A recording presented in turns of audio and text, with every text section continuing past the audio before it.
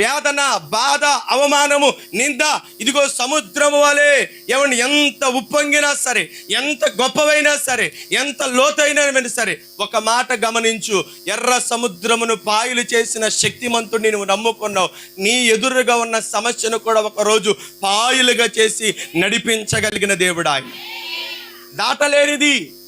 ఒకవేళ ఇప్పుడు దాకా అనుకుంటూ వచ్చి నా వల్ల కాదు ఇది, నా సమస్య తీరదు, నా బాధలు పోవు, నా కష్టాలు పోవు, నా కన్నీళ్లు పోవు, నా వేదన తీరదు, నా రోగం వదిలిపోదు అని ఒకవేళ వదిలిపోని రోగాన్ని పట్టుకొని ఒకవేళ బాధపడుతున్నావేమో, వదలదని సమస్యను పట్టుకొని నువ్వు బాధపడుతున్నావేమో, వదలని సమస్యను బట్టి కృంగిపోతున్నావేమో, ఒక్క మాట గమనించు.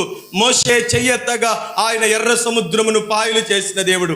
కష్టకాలమును నువ్వు యెహోవాకు మొర్రపెట్టు, ఆయన నిన్ను రేవుకు చేర్చే దేవుడు. నడిపిస్తాడు ఆయన, దాటేస్తాడు ఆయన.